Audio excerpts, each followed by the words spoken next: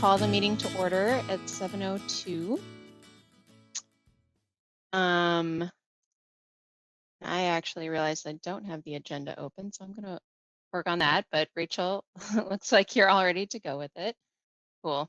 So before this meeting, Rachel sent out a bunch of stuff. It's going to be kind of a packed meeting. We'll try to keep it moving along as fast as we can, just to make good use of our hour. But hopefully you had a chance to read through some of the attachments. But Rachel and Amy will be going over all of them tonight. So we'll go ahead and just start with the minutes from our last meeting, which was in November, and our agenda. Do I have a motion to approve the minutes in the agenda? Motion to approve. Thank you, Alyssa. I second that motion. I'll second. Thank you, Jeremy. Sorry. Oh, that's all right. It's all right. It's a double second. There'll be lots of stuff to second today, guys. Don't worry. There will be lots of opportunities. Awesome, thank you. So the minutes and the agenda are approved. I do believe we have at least one public comment that Rachel is going to read. So Rachel, I'll go ahead and pass it off to you to read the comment on the tree policy. Or the tree preservation policy, sorry. Yeah, thanks, Amanda. Just so everyone's aware, this is the same public comment as we received last, I believe it was last meeting, but there's a little communication confusion, and I'm going to be reading it in its entirety, especially for accessibility reasons. So you've probably already seen this letter, but we're going to get it on the record and make sure it's accessible to everyone watching the meetings. So, dear Sustainability Commission members, thank you for your previous conversation about community interest in developing a tree preservation policy for the city of Richfield. With the recent removal of mature trees on the Lunds and Barley property, the need to develop a policy that addresses protection of our urban forest has become apparent. A tree preservation policy would establish consistent guidelines to promote the sustainability of a healthy urban forest that enhances the community's environmental well-being, character, and livability. A tree preservation policy would complement the existing climate change plan and municipal code with greater detail in preserving mature trees. As a brief overview, we believe a tree preservation policy could offer these benefits. Establish a principle that maintaining a healthy urban forest with mature trees is a community priority. Serve as a tool that helps foster the understanding that tree preservation is important within the city on both public and privately owned properties. Provide guidelines to promote a better understanding of community expectations when developments or land use changes are proposed on either public or private properties. Keep tree preservation on the minds of policymakers as land use plans progress through approval processes. Encourage alternatives that would enhance the goal of tree preservation. Improve communications regarding which trees would be removed and which ones would be preserved when land use changes or developments occur. Define which trees should be considered for preservation with possibly two categories: 1, mature trees, and 2, legacy trees. It should be noted that a tree preservation policy differs from a tree replacement policy. A preservation policy seeks to establish a protocol and review process when mature trees may need to be considered for removal. While we are always in favor of planting new trees, keeping a greater number of established trees growing is vitally important for stormwater control, cooling effects, and aesthetic beauty. We look forward to working with the Sustainability Commission, other city leaders, and community members in creating a comprehensive tree preservation policy that serves the needs of Richfield. Thank you for your consideration. Gordon Hanson and Sandy Spanier. So we will talk more about the tree preservation policy process and give an update later on in the meeting, but I just wanted to read that public comment for you all.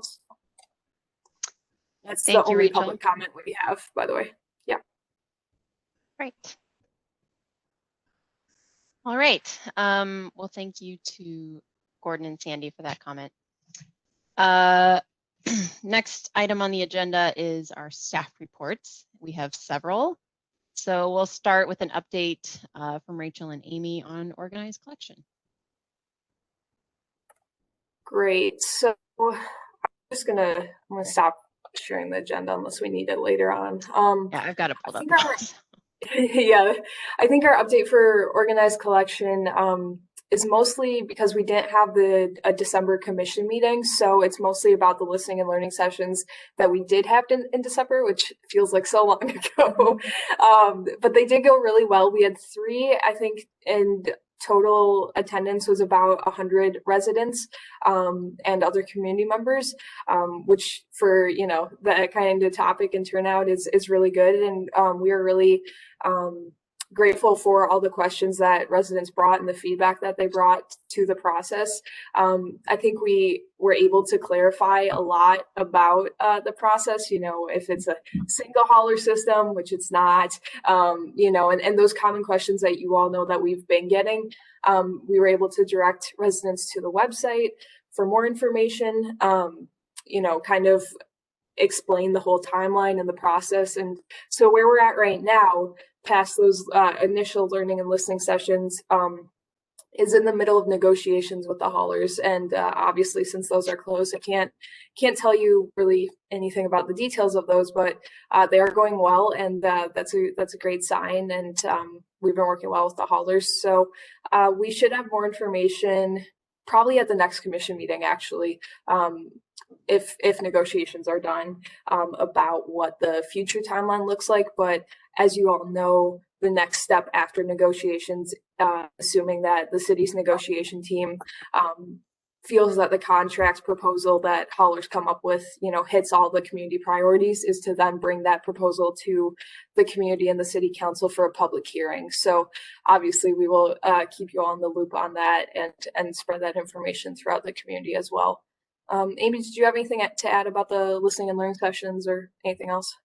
No, overall, I just thought they went really well. We're well attended for, being in December and in the middle of a pandemic, when there's a lot going on in people's lives. And, like Rachel said, we had a lot of great questions. A lot of it was just clarifying. And when we couldn't answer questions, just not knowing the details of what will be negotiated with haulers yet, we were very transparent with residents that by the end of negotiations, we should have a lot of the detailed information, and that it would be brought forward to the community as well as the council, and in a public hearing, and there'd be more opportunity for questions and discussion as well. Mm-hmm. Do any commissioners have any questions about anything about organized collection? No, I just want to say that I think it went well. I was able to attend one of the sessions, and Rachel, you did a fantastic job with guiding the sort of conversation. And because there's always a few residents that are going to try to be loud and very objective, and it was very civil, and I thought it was very informative. So it was great. Did anyone else get to attend a session, or? Brian did. Maybe. Yeah, it was a lot more. Somewhere. I did, yeah. It was a lot more civil than I was expecting. It was good. Yeah, we did hear from someone that, who has been involved in other communities, that it was the most boring organized collection meeting they've been to, and that, like, as a compliment. So that's something that I think Richfield has to be proud of. It's a weird award, but we'll take it. So yeah, I think it started and continued some really great conversations with a lot of residents from many different beliefs about this topic, and I think a lot of the misinformation getting cleared up has been very helpful in explaining really what the goals are of this process. So. Yeah, and we've been able to, follow up with a lot of residents too, with calls and emails. And I think one thing that, lends to our situation to be really helpful is many of our neighbors have gone through this process. And I think now that it's been in place for several years and residents are seeing some of the positive impacts, the behavioral changes with less, waste, I think they're realizing this could hopefully be a great thing for our community as well. Yeah, and I'm sure a lot of you saw, it's been in the news quite a bit this week, just our landfill capacity in the metro. I know some of the news stations and the Star Tribune did an article how MPCA has been requested to expand landfills. because they're at capacity. So I feel like our efforts are extremely timely too, in that we want to really see these behavioral changes so we don't put so much pressure on our landfills. Yeah, that's a really great point, Amy. And I do want to also mention that we will be bringing more of this topic, besides the organized collection process, to our next commission meeting, to help start developing the city's solid waste goals, which has been something that's been requested by other staff and elected officials. Climate action plan, and obviously we're embarking on considering the organized collection process and things like that. I guess not embarking, we're already in it, but so really tying city goals to that as well. So that'll be something that we bring to this commission to next month. So Excellent, thank you, Rachel. And I also attended one of the meetings, and I thought you did a great job. It's hard to be in the hot seat, so very nice job. Great, let's go ahead and move on to the tree policy process update. We just had a public comment about that. Now we have staff report. Yeah, so Amy and I have met with the city manager to talk about the, kind of the process going forward with this, since we do have quite a few different stakeholders, and trying to figure out, who's responsible for what, and what do we bring back to the commission, and what do we bring to council, and things like that. So I'm going to try and explain that, but if I do mess up or forget something, please just correct me, Amy. I think the way that we are going about this is, so obviously the issue's been brought up, the commission is well aware of it, council is well aware of it. There will be a motion on the commission's letter to council later on tonight. So that's kind of the step and where we're at in the process. And I think the next steps will really be to identify and connect with an outside expert, potentially someone from the University of Minnesota or the DNR or something like that, to have them come speak to the commission. We did talk about having our internal forestry staff see if they were the right fit for this, expert kind of role. And they decided that they wouldn't be, since they deal more with, very specific set of trees. Their responsibilities are for, the trees that the city maintains. And this has been, especially with Lunds, more of a private property issue. So getting an outside expert to come in and talk about tree preservation policies and things like that, and then using that as a jumping off point for staff to start creating a preservation policy and bringing that back to the commission and also the community through these meetings as well. Before then, I believe getting a recommendation from the commission and bringing that drafted policy to council. I think that's it, right, Amy? You got it. Yep. Great. So, right. So that continues to keep both the commission and community members that are not on the commission informed and involved in the process, while also recognizing that, it's really is a staff directive to create that policy and bring it back to elected officials and the commission as well. So I think that's where we're at with the process. We'll start working with probably community members like Gordon and Sandy, as well as you all, to identify the appropriate experts. So if you do have experience with that, I believe Amanda will be helping out with that. So you can send recommendations to her or me, or both of us, and we'll work on that and bring that expert hopefully to a future commission meeting. I believe Gordon Hansen knows a professor at the University of Minnesota who actually presented at the Wood Lake banquet within the last 4 or 5 years, and he talked about trees, and that's his area of expertise. He might be a good person to come. Maybe Amy knows who that was. Yeah, I remember that speaker. I can't remember his name right off the top of my head, but I could get it for you. Yeah, I don't remember either. I think it was someone that Gordon Hansen knows. We can connect with Gordon for sure, and or look through if it was the foul dinner, those documents. But I think Gordon, yeah, he has a few ideas. So between Gordon and Amanda, I'm sure we can find the right expert. I think I know who you're talking about. Cool. All right. So any questions about that? That's kind of where we're at with the tree preservation policy, except for the motion later. Anything else on timeline related to that? I'm sorry if I missed that. You said it already. No, I don't think so. I think that's kind of where we're at now. And, you know, obviously it gets a little nebulous the further into the future, but getting an expert and then starting policy, which we'll be working on with our, you know, forestry staff's input. But Cool. That's pretty much it. Great.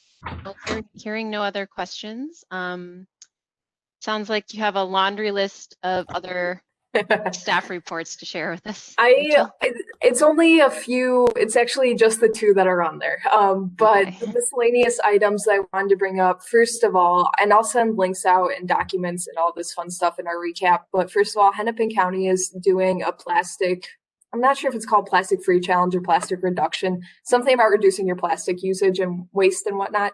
Right now, if you did their reduce food waste challenge recently, it's like the next iteration of that. So I'll send the link out to you all.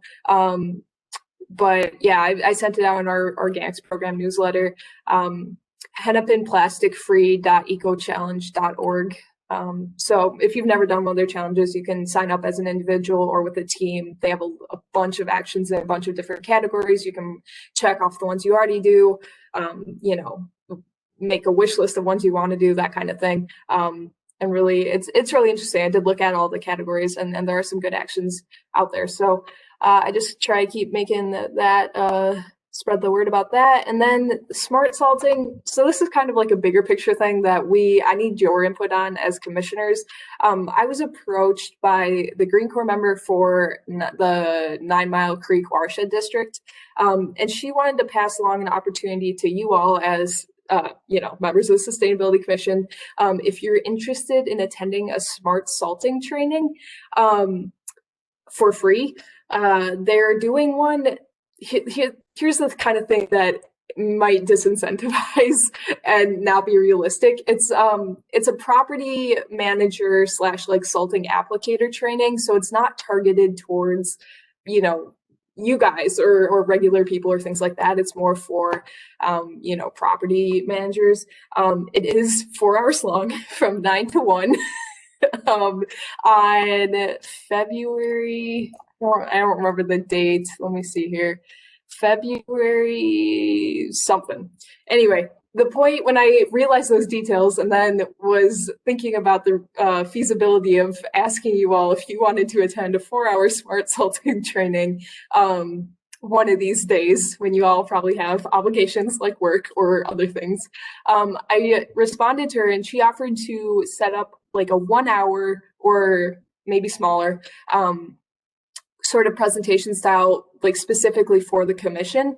That's not, you know, like how to apply salt smartly, but more of like the information that we might be able to share with future efforts that our stormwater specialist, you know, Patrick is maintaining. So that was something I wanted to put out to you guys. If you do want to attend a 4-hour smart salting training for free, I have the link. I'll send it to you. If you are not available but interested in learning about water impairment, it is a huge issue for 9 Mile and other watershed districts. And it is something that I think this commission will get involved in the future. There are opportunities for us to kind of get more of that education as a group in a condensed manner. So anyway, that's the smart salting update. Any questions about that or the Hennepin County Challenge? So is smart salting kind of akin to like precision agriculture, where you're just trying to you're still using it, but you're just using it as precisely as possible? Yeah, exactly. It's very much, you know, I think people think they should put down, and maybe this is just, I don't know. I get very anxious when I see the amount of salt that's out there. But, you know, I think there's a thing that's like, oh, you just put a thin layer of salt and you walk across the salt and you don't have to worry about the ice. But, you know, realistically, you're supposed to use 1 coffee cup worth of salt for about 20 feet of driveway and or sidewalk, I think is the regulation, because of, you know, the whole 1 teaspoon permanently pollutes 5 gallons of water and all the other not so great stuff about salt. So these trainings are required for, like, our public works department takes a smart salting training class every year.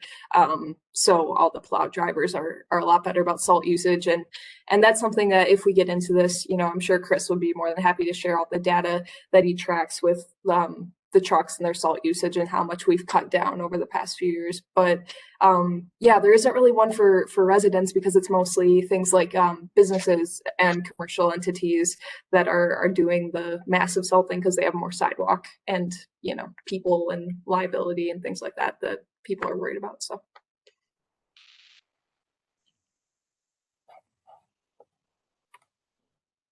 And is there anything specific you want us to do around the plastic free challenge? No, I'm just spreading the word. So if you're interested, you know, check it out. But you know, it's not a requirement or anything. So cool. Yeah. So those are the only miscellaneous things that I have. Okay. Any questions from anyone for Rachel and Amy about any of the staff reports before we move on to discussion items? All right. Hearing none, we have one discussion item. Rachel sent around some material about this ahead of the meeting. And do we have a guest, Rachel, that's going to present about this?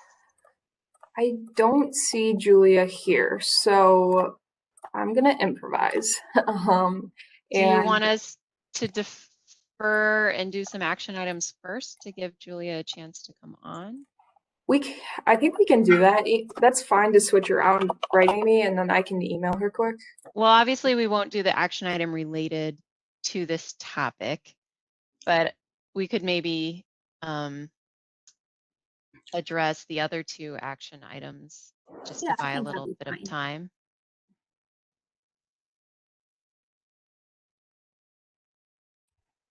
Okay. Well, we'll give Rachel a minute to try to contact Julia and see. I already sent the email, so I'm good to go. Okay, and see if she'll join us. But let's go ahead and move on to the MCC legislation motion of support. Right. And why don't we just have a couple minutes of background on that from Rachel? Yep. So beforehand, Rachel did send around the legislation or the draft legislation. And yeah, that is related to composting. So do you want to pull that up on the screen, Rachel, and just give commissioners a few minutes of background on what it is? Yeah, for sure. Let me see here. I can either pull up the legislation itself, or I can pull up the presentation that might be a little easier to understand. Let me pull up the presentation. So the background on this as it relates to the commission before I go through this, this was legislation that was supposed to be introduced last year, so for the 2020 session, and obviously as soon as COVID started, you know, everything kind of got put on the back burner. So it's getting reintroduced this year with a few changes, but nothing too major. We had, and by we, I mean Richfield had approval last year to support this that came from Mayor Reagan Gonzalez. And she gave the approval before the commission was established. So that's why you guys haven't heard of this before and it never came up and things like that. However, since the commission is established, you know, now we are asking your support as the representing the city of Richfield. So just so you know, it's already kind of been approved, but for the 2021 session, it'll be your approval that we're looking for. And then I'll go through this quickly because I did see that Julia was able to join. But basically, the legislation is currently around compostable plastic bags, and that statute exists. And so this legislation is just to expand that compostable product labeling requirement to other food service ware and packaging. So you all probably know that there are a lot of packaging out there, like takeout stuff that says it's compostable or recyclable, but isn't necessarily. And so what we do a lot is go by a certain designator. In Richfield, we go with BPI and things like that. So this this legislation is to really kind of expand that if there's packaging that says it's compostable, it truly is compostable, and it's not going to leach, elevated levels of PFAS or other chemicals, stuff that we've talked about before. So I think that's actually most of what this is going to be about. There's a lot of the components of the language and things like that, but I did send this presentation out to you all already, so you've probably seen this or you can reference it later.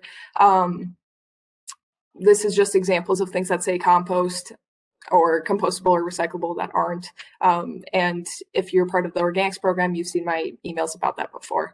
So this is to help with all the problems that we've been experiencing with increased contamination, loads getting rejected, confusion for residents, especially as like cities like Minneapolis and St. Louis Park have ordinances that require compostable and recyclable takeout and to-go packaging and things like that, in St. Paul soon too. So anyway, that's kind of what this is about. And so the motion is just for the city to add its name to like the list of supporters when this legislation is introduced.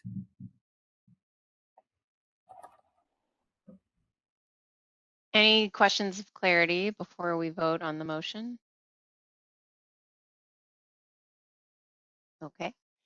Hearing none, I'd like to ask for a motion to support adding Richfield's name to the list of cities that support this legislation.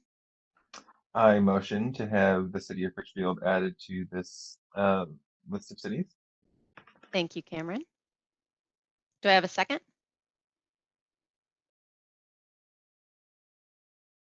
I'll second that. This is Jeremy.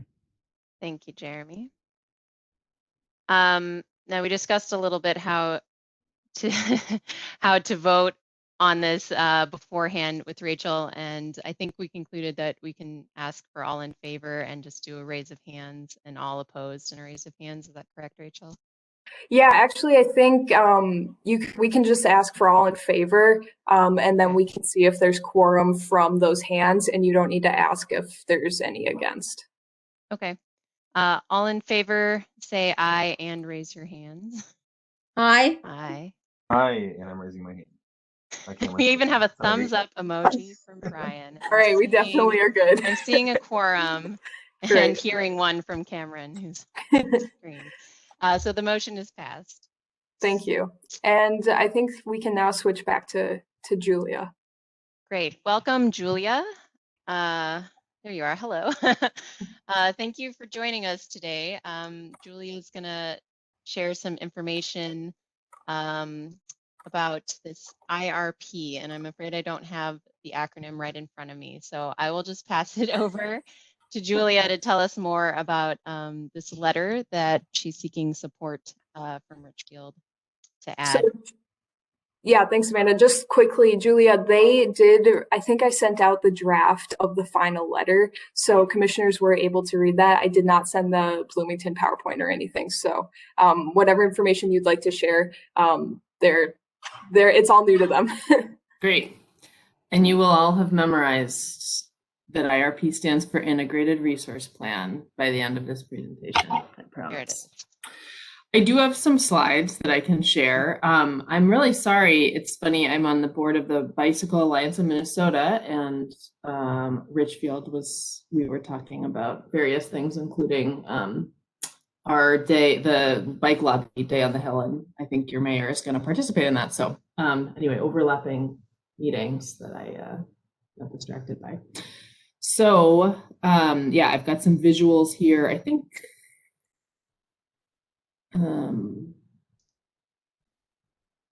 how's that? Can you see that? Never know. Not yet. I gave you Sometimes presentation it takes a privilege, second. so it should work if you want to Oh, share. maybe I didn't click There you share.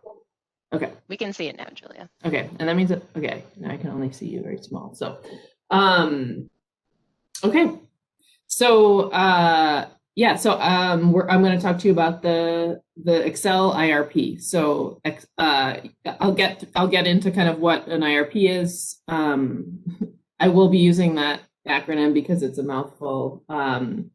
And an effort, yeah, that like Rachel said, we're organizing around this 15-year plan that Excel has filed. So I work for an organization called the Institute for Market Transformation. We are a national nonprofit that's actually based in DC. I am based here in Minneapolis, and we do a lot of work with various stakeholders in the building energy efficiency space, including local governments. And I particularly work on utility and regulatory work around that. So helping cities to engage with both their utility and their utility regulators is kind of a big piece of what I do in that space. So just big picture for some context. The utilities generally, control a portion, or in some cases, all of this, various parts of the power sector. In our case with Xcel Energy, as a provider, they are a vertically integrated investor-owned utility that owns the generation, transmission, and distribution. And the resource plan really deals with that generation piece. So the decisions about what their generation portfolio is going to look like for the next 15 years. So like I said, yeah, long-term vision, they are normally 10 to 15 years, 10 to 20 years in Minnesota. It's a 15-year plan that all of the regulated investor-owned utilities, of which there are 3 in the state, are required to file. Xcel is the largest of those. And there's, like I said, our 15-year plans. And it basically is kind of a 3-part process, very simplified, is looking out at what the customer load is going to be. So what they think consumption is going to be across all customers.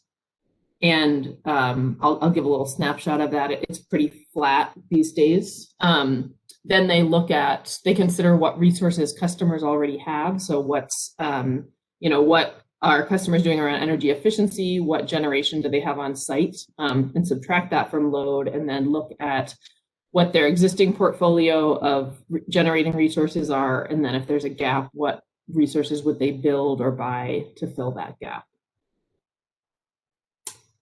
So Xcel's plan is looking at the 2020 to 2034 period. It's 2020 because they actually filed the first, and this is not uncommon in a resource plan. They initially filed it in 2019. There were some changes in their plans around a gas plant. They used a new modeling software, so they had to file a big supplement in 2020. And then now finally in 2021, we're getting to the point where the commission would make a decision on it. So it's not like they're not running their resources at this point, but it is just kind of delays the process, but that's not all that uncommon. So I mentioned just the customer load snapshot. This is what it looks like in this current plan from Xcel. They say generally the trend is flat or declining load with utilities. We do see a growth here in the outer years of the plan, and that's really based on electrification. So particularly transportation electrification is new load growth for them, as would be, switching heating to electric. So the outer years of the plan have some growth.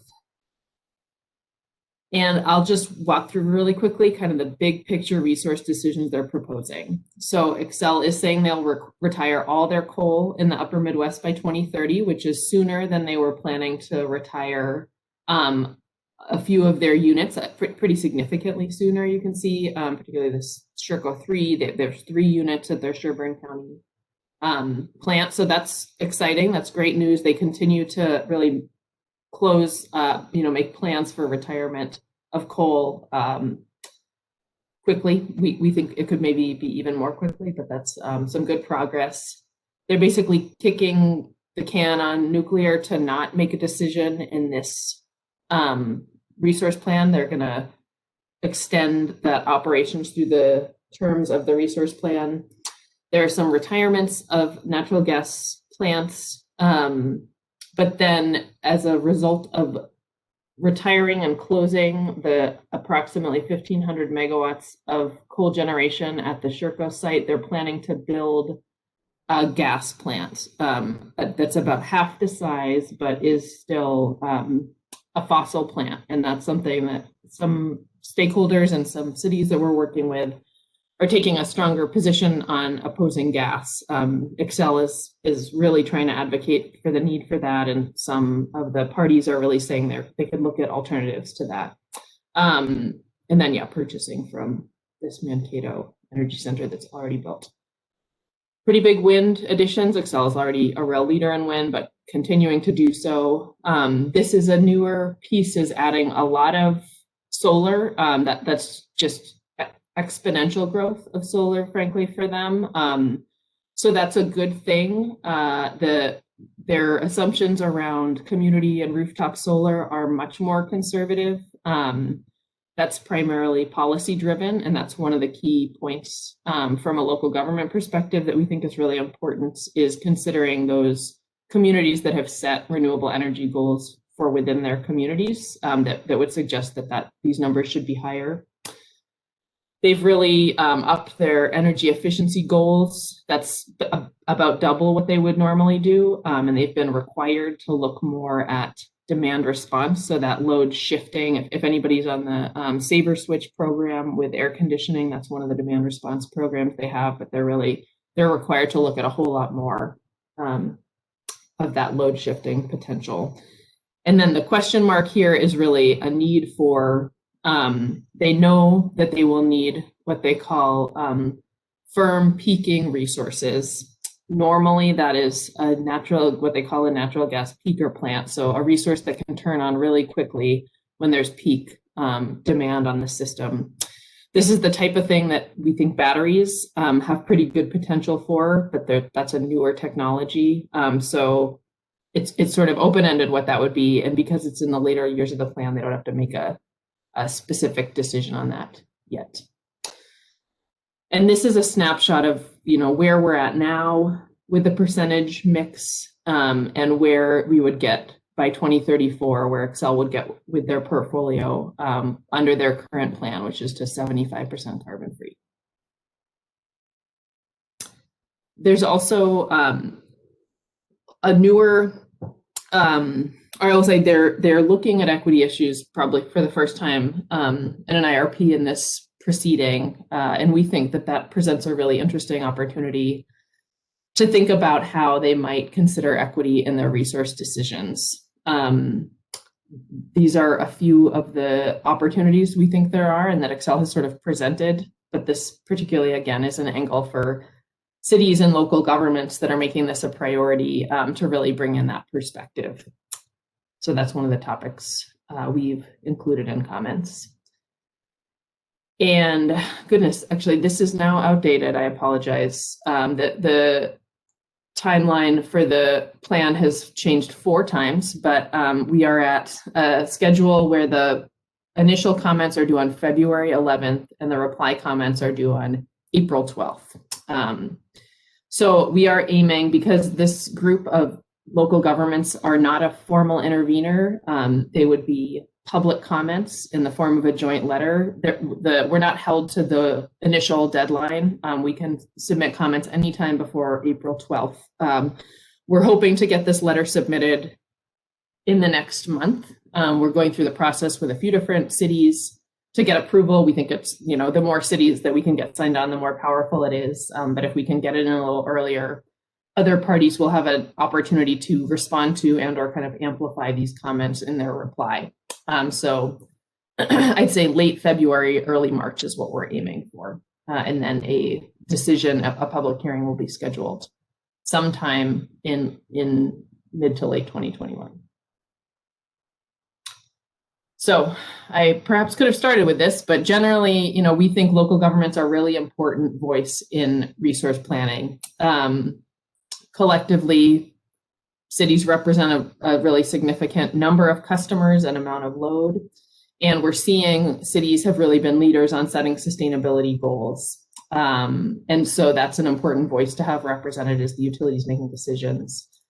And on the city side, those resource decisions that your utility makes are really going to impact whether you can achieve the energy and climate goals that a city may be setting, as in addition to rates. Rates are a big piece of the resource plan as well.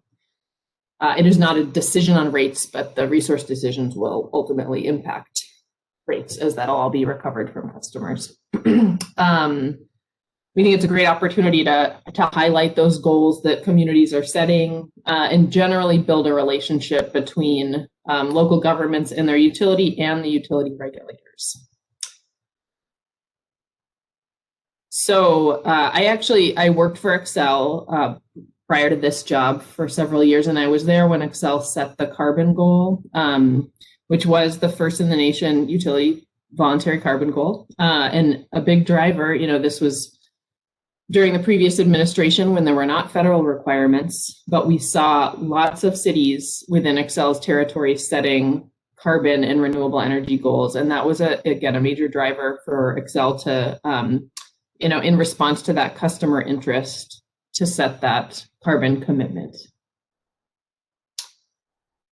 There's a few key issues, that we're addressing. And if you've seen the comments, you saw some of this, talking about, again, a potential to increase the amount of distributed generation that they're assuming on the system. We always think there's more potential around demand response and demand side management in general. There are several cities that have set goals around that specifically. And electrification of both transportation and in the building sector, which is in my organization where we really focus, we think has a lot of potential and offers a really flexible type of load growth, which in the future, we're just going to have a lot more dynamic grid. So this was when I spoke to the city of Northfield. They do have an adopted climate action plan that particularly is more ambitious than what Xcel has put in their plan in several areas. So that's the kind of thing we are calling out in these comments. The city of St. Louis Park did submit their own letter. They're also signing on to our letter, but this is just an example of a city on their own. The city of Minneapolis is also submitting comments, as is St. Paul. So taking, particularly highlighting a few of their really ambitious goals. And yeah, as you've seen the comments, they're not huge. They're not a lot of detail. We wanted to make some high level points that we could get a number of cities to agree to and sign on to, of things that are good about the plan, and then some areas that we would recommend Xcel improve upon or change. And then this is just a last slide about, there's lots of different ways for local governments to engage with their utilities and regulators. We love to see it. This is one of those opportunities, and we've invited and would be really excited to have Richfield sign on. I will just end with, and let me see if I can remember offhand, but who we've got signed on thus far is St. Paul, Bloomington, Northfield, Eden Prairie, Edina, Richfield, hopefully, and then there's one more. And then we also have the suburban. Did you remember who it is, Rachel? St. Louis Park. Thank you. That's right. You said that. And the Suburban Rate Authority, that I don't think that Richfield's a member of, represents 32 cities in the metro, normally in rate case proceedings, and they have also collectively signed on to the comments. So that was a lot of info fast, but hopefully useful. And I'd be happy to take any questions. So hopefully folks had a chance to look at the letter that Rachel sent around. So maybe give that an open if you could. Does anyone have any questions for Julia?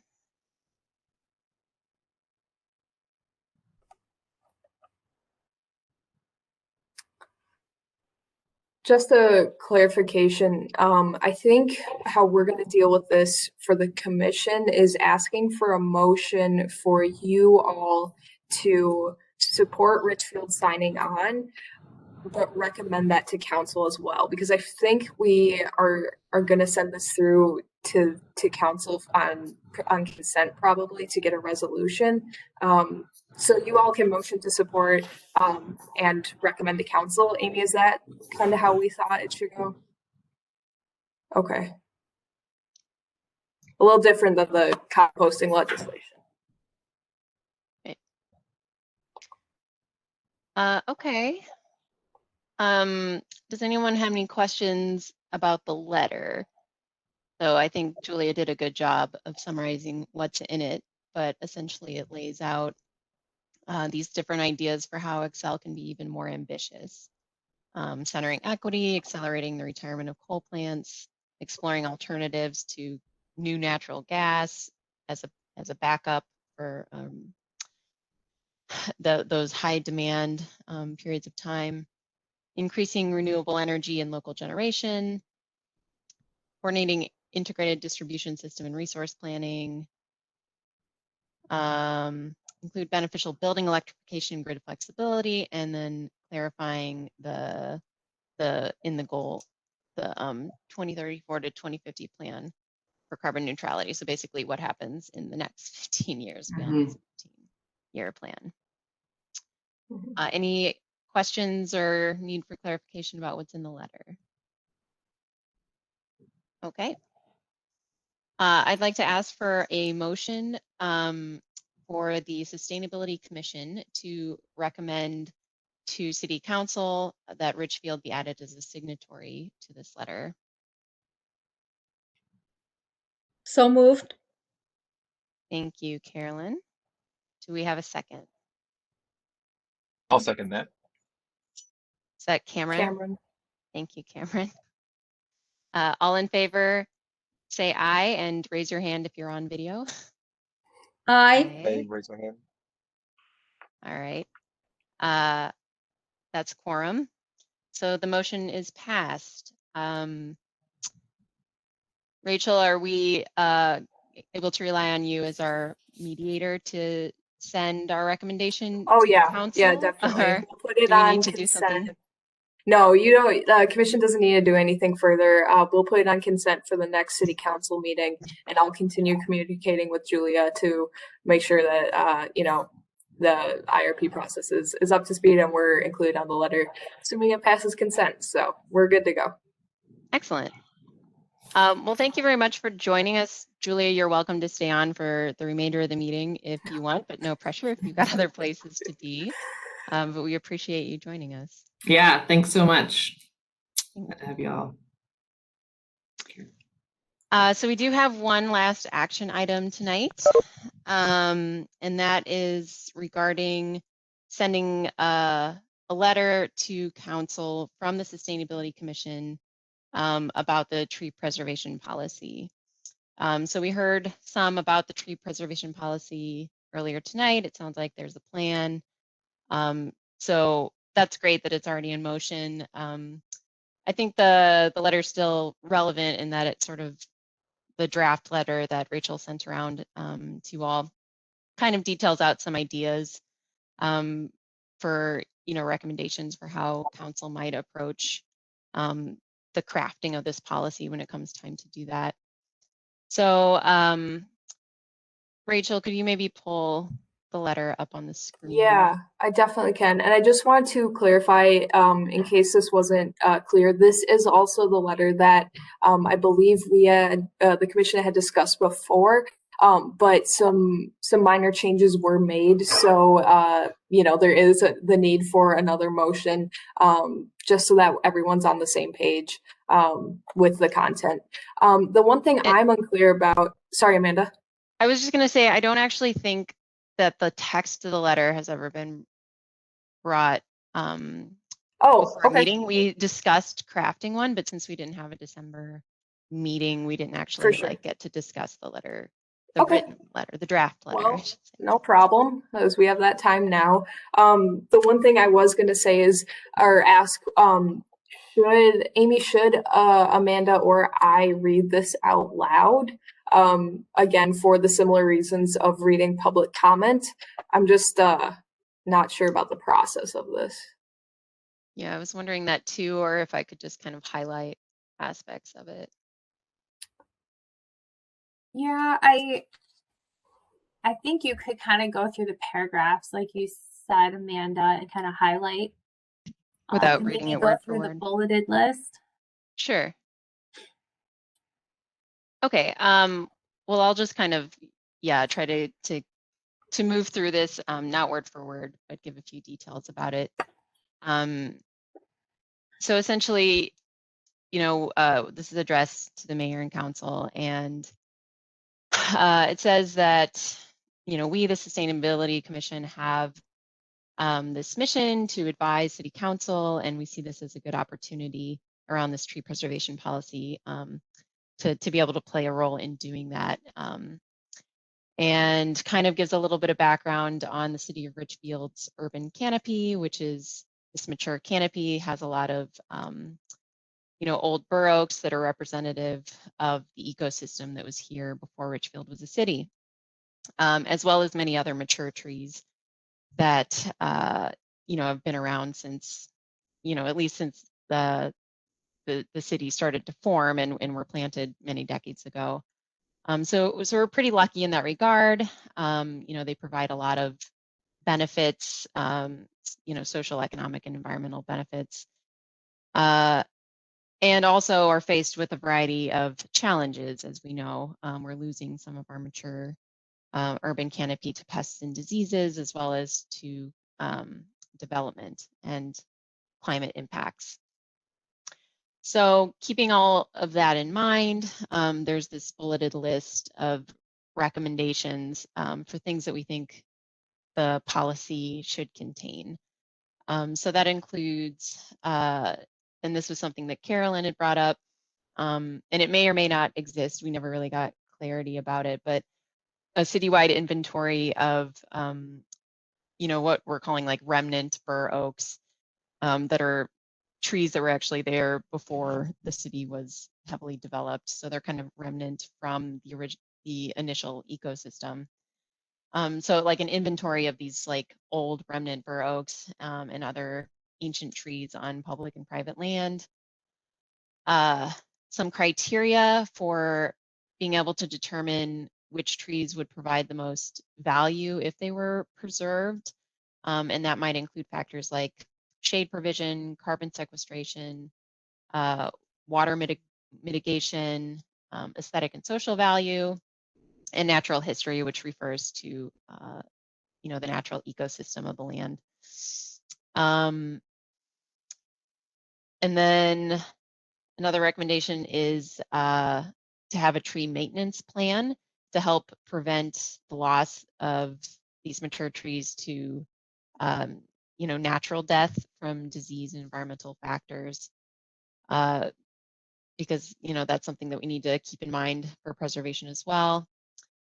And also recommendations for any resources that might be available to private landowners to help protect and preserve any high value yard trees that they have that might be at high risk. Regulations that would encourage tree-friendly development to preserve remnant oaks and other valuable trees during construction activities whenever possible. And then the last one is around the replacement piece, which, you know, to Gordon and Sandy's letter and point, we didn't want it to be the only focus of the policy, but we should have something in the policy about what to do to make sure that we're adequately replacing any mature trees that are lost to development when preservation is not possible. And so something we discussed in our previous meeting was that that requirement should go beyond just a one-to-one tree replacement, as, you know, planting a little baby seedling after cutting down a 100 or 200-year-old tree is not, in our view, really a replacement. And so maybe this will be a formula for calculating the value of the tree and, you know, having to replant multiple trees in its place, or as Ben had brought up, you know, perhaps contributing to some sort of fund that could go toward tree planting in the city. So, you know, we don't necessarily recommend like, here's exactly what this policy should contain, but this is a list of things that we think should be captured. So thank you to people who submitted comments. Jeremy submitted some comments. So I appreciate that, Jeremy. Carolyn reviewed the letter. I appreciate that. So this is kind of the most recent iteration. Got everybody's names on there. So are there any other questions or, you know, like small comments that we could address before, you know, voting to accept? And if there are like small changes that need to be made, I think we can kind of say like, we'll make those, and then assuming we make those, can, you know, do we approve this letter? But I wanted to give people a chance to discuss it since we hadn't really had an opportunity to do that yet. I can't quite see the text. If you could remind me about the portion of if a tree is removed and the developer has to replace it, what type of tree? Okay, the city should consider formula for calculating the values of trees. Okay, the other thing that talking earlier about the professor from the university who spoke at the Wood Lake banquet, his whole presentation was about what should be planted in an urban environment and what trees should not be planted in an urban environment. So, you know, if left to just the developer to decide what trees are replanted, that might not be the best the best thing to do, because you want something that's going to flourish and to last a long time. So I'm just wondering if we need to say something about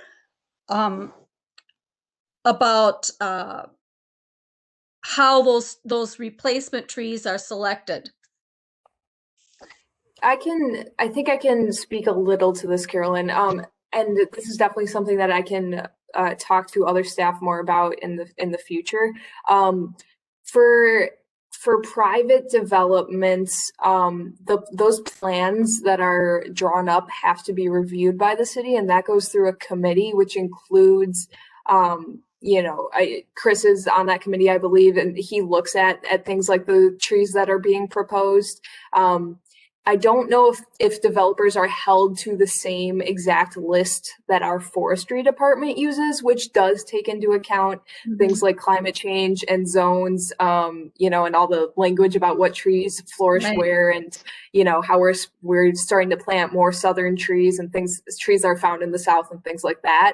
I don't know if they're held to a specific list, but we do have staff that review, you know, landscape plans and things like that. So I can get more of an answer on that, but it is my understanding that developers are pretty good at planting, you know, things that are supposed to be, you know, in the environment and things like that. So hopefully that is true, but we can get some more information for the commission on that.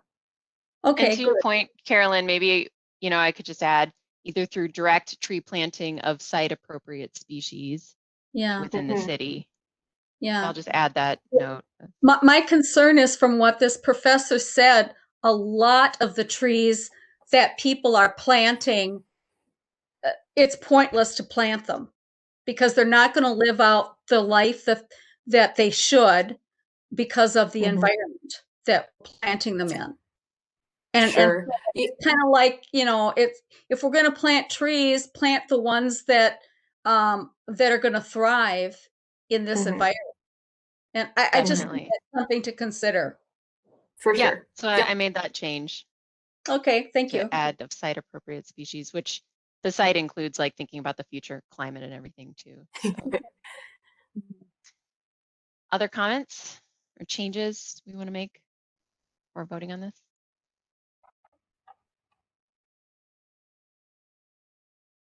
Excellent.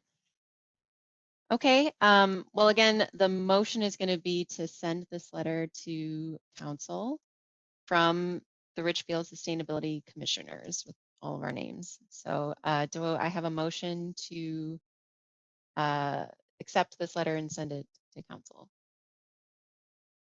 A motion to accept the letter and send it up. Thank you, Alyssa. Do we have a second? Second, Thank you, Carolyn. All in favor? aye. Aye. Aye. Great. The motion is passed. And I will take responsibility for doing that since it's coming from the commission and not from staff. We'll send that next week. I said it on recording, so that means I have to do it. Yeah, thank you for everyone's good work on this. It's been neat to see something like the tree at Spiraleaf impact the community and everybody's concern about that, and then this action taking place after that will hopefully help preserve those trees in the future. So it's just nice to see an incident and then this come out of that. So thank you for your work on this. It's great. Yeah, thank you, everyone. And I want to encourage us to think about this as a potential action item that we as commissioners can do, is to think about different things that are timely or that residents approach us about, and kind of play that role as being that intermediary, and thinking about recommendations that we can send as a commission. All right, let's try to move quickly. We're already a little past 8, but we had a really packed agenda, so I appreciate everyone's time. Let's go ahead and have a report out from Heather on the Community Services Commission. Hi, everybody. I'll try to be quick here. Some of our stuff overlapped a little bit. We did also touch a little on organized hauling, but you guys already know what's happening there. So we had a few things to discuss. Restrictions are lifting a little bit, so some of the outdoor programming is starting to resume. One big thing that we were able to get a presentation on is the all-terrain wheelchairs that we're trying to get at Wood Lake. There are 2 that we're hoping to get, one for adults, one for children. You may see some things on the Ridgefield Facebook page or website about them, and I would encourage you guys to share and encourage others. But this is also kind of part of the campaign this month for the roundup at the liquor stores. So support our liquor stores, please. And round up when you go.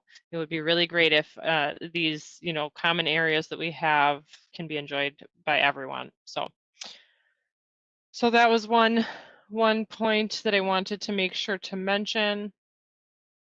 We talked about the community center feasibility study and what the options are there. Frankly, right now, there are a few different options that have been looked into, but funding is pretty limited. So I think that'll be something that is revisited. A couple priorities right now when it comes to looking ahead and for this year, and where we're probably going to need to focus on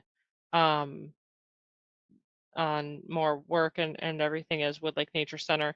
It's 50 years old, so that's a higher priority, and getting the building redone is top of the list. And then the pool, which is 60 years old and needs quite a bit of work, and actually had some damage because of not being used this last summer. So those are a couple priorities. And that's really all of that in a nutshell. Trying to keep it quick for you guys. But if I missed anything, please do add. Amy. The food drive seemed successful. Oh yes, that's kind of that was one of. Sorry, I skipped that. And that was one of the most exciting parts.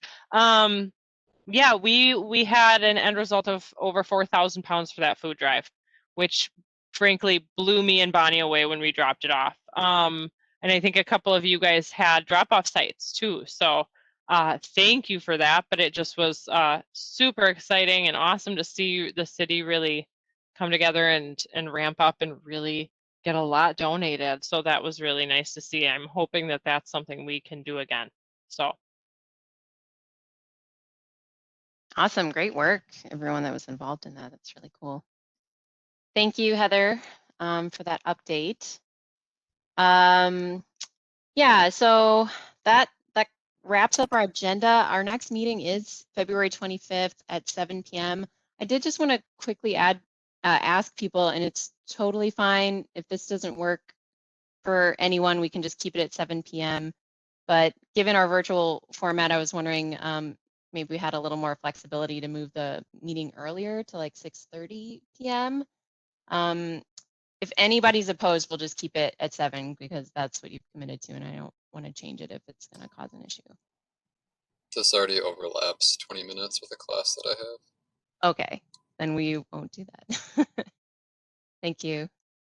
Sorry, guys. No, it's totally fine.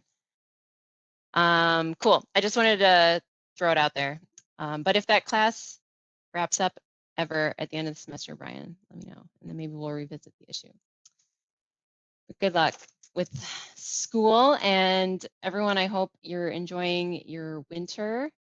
It's been kind of a nice one, I think. Not too cold. I know I shouldn't say things like that because it'll be like -20 if I say that, but been kind of enjoying the walks out in the snow. So I hope you are too. And yeah, I'll send that letter out to council During the and meeting. oh yes, yeah, I'm just sorry, I'm just kind of like rambling, summing up, but I'm glad you reminded me to adjourn because sometimes I do forget to do that. So we'll go ahead and motion to adjourn the meeting. Have a So moved. so moved.